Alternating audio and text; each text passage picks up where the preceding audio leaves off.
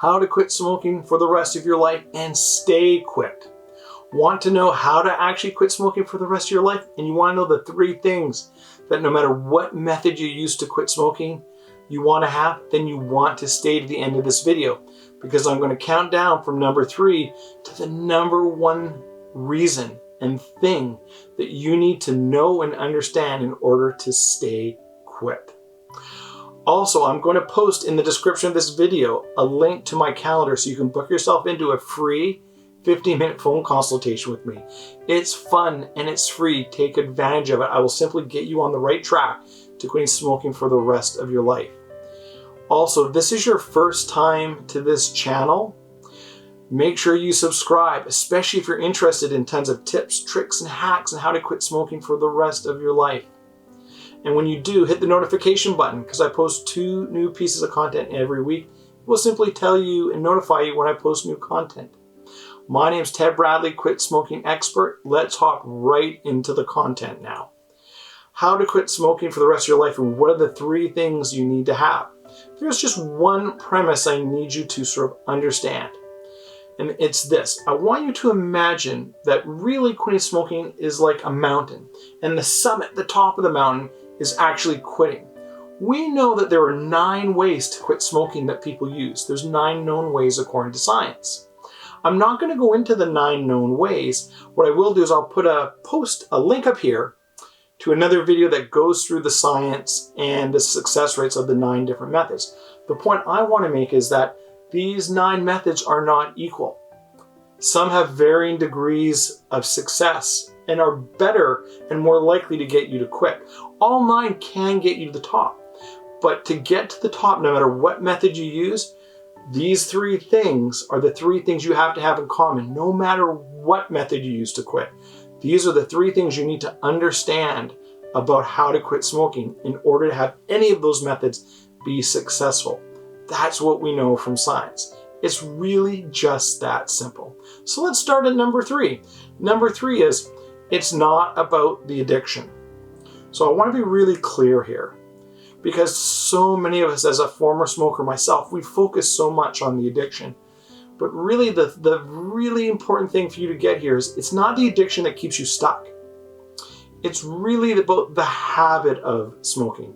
Now, there's a couple of things that I think are really important to get. And we're not going to go into the details of why smoking is not really an addiction. Addiction has 7 qualities for something to be classified as an addiction, of which smoking meets almost none of them. But instead of going through all of them, I'll just make a simple point to save us some time. And that's this. If it was about the addiction, and it was really, smoking was really all about the addiction that kept you stuck, the nicotine replacement therapies would work. The patch, the gum, the lozenges, the Zyban, the Chantix, they'd work. But we know that they don't. We know that they have a 12 to 14% success rate, which is pretty much in line with placebo. Me giving you a sugar pill and telling you this is going to cure you and you aren't going to smoke. The reason why we say that they don't work is if it has the same effectiveness as placebo, well, what's really working here? Is the nicotine replacement therapies, the vaping, the gum, the chew, is that what's working, or is it that you believe it's working? We can't separate the 2 out, so it's called in science ineffective. There's no proof that it actually works because it's no better than placebo. So the point here is those are all about treating smoking out as if it's an addiction. So if it really was just about it being the addiction, then all of these methods would work. Now they do work for 12 to 14% of people, but so does a magic pill. And that's really the point I want you to get. You start to realize it's not really about the addiction. And the last thing I really want you to understand about it not really being about the addiction is, if you really think about it, addiction is something that is external to us. It's the chemical. It's something that's happening to us. So we get to blame the addiction. It's external to us. If it wasn't for the nicotine and my addiction to it, I would be free. I could quit, but it's not my fault. It's the addiction's fault. It's external to us. If it's habit, then we have to face the fact that it's about us. We have to take personal responsibility.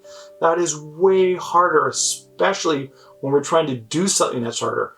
Who wants to take personal accountability? So habit is internal. Addiction is external. Okay, but we know it's not really the addiction that's keeping you stuck, because if it was, the nicotine replacement therapies would have a much higher success rate. They'd be up there with hypnotherapy at 60% instead of down at 12%. Habit is internal. Okay, addiction is external. It's not the addiction that's keeping you stuck.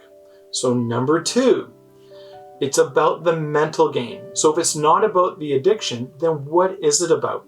So here we have to kind of look at addiction and habit. We have to parse them and pull them apart to really understand if it's not about the addiction and it's really about the mental game, how does that work? So here's the biochemistry that we know from neuroscience. There's really 2 things that act upon us when we quit smoking: withdrawal and cravings. They're actually not the same thing, and we often make the mistake that they are the same thing. And the reason why we make that mistake is one leads to the other, but they're very different. Withdrawal is a physical symptom. A craving is a mental or psychological symptom.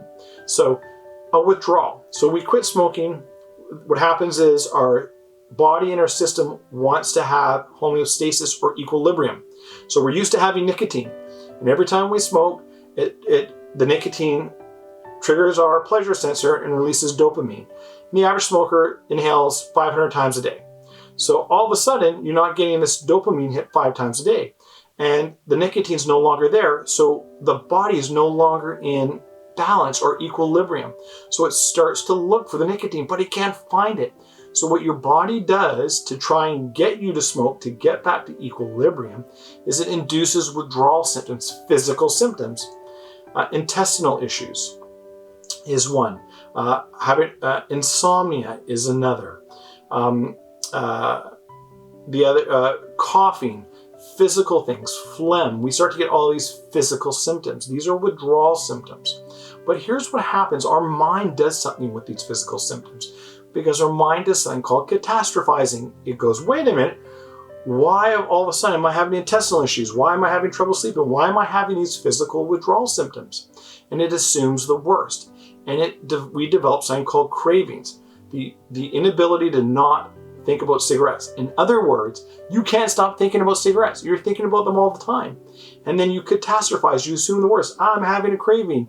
And am I going to fail? And we play this mental game of all of these things that we think are going wrong because we've quit smoking. This is what's happening. The withdrawal symptoms, the physical symptoms, are driving irritability, short temper. Do you notice these are all mental things? Constantly thinking about cigarettes. These are all mental things being driven by the withdrawal. So it's all about the mental game. It's learning to deal with the cravings versus the withdrawal. So I'll give you an example, and I'm sure this will make complete sense to you. So let's take the physical symptoms of withdrawal and the mental symptoms of cravings. Well, what if I said to you, I'm going to remove all the withdrawal symptoms, the irritable intestines and the insomnia, and I'm going to take all of these things away, all the physical symptoms, the coughing. I'm going to take those all away, but I'm going to leave you with the cravings, the constantly thinking about cigarettes, the irritability, the stress, the anxiety. I'm going to leave you with all of those, but I'm going to take away the withdrawal. How easy would it be to quit? Well, it would be really difficult still, wouldn't it? Because the cravings are very difficult. Well, what if I flipped it? What if I left you with the withdrawal, but I took away the mental game? So I said, you're going to have no cravings. You're not going to be thinking about cigarettes. You're not going to be irritable. You're not going to be angry. You're not going to be stressed out or be anxious because you're not smoking. You're not going to have any of that. But you know what? You're still going to be tired and lethargic, and you're going to have intestinal issues. You're still going to have these withdrawal issues. How easy would it be to quit now? Way easier, right? Why? It's not about the addiction, number one. 2, it's about the mental game. So if you get these 2 things, as you're doing any method, you understand that it's not about blaming the addiction. And it's not about the physical withdrawal. It's not about the irritable bowels, but it's about the constantly thinking about it and the anxiety and the stress. It's about the mental game. You are well on your way to quitting for life because you can now plan and prepare for the mental part. You don't have to plan and prepare for the addiction or the withdrawal, you need to plan and prepare for the mental part. So those are the first two you really need to get.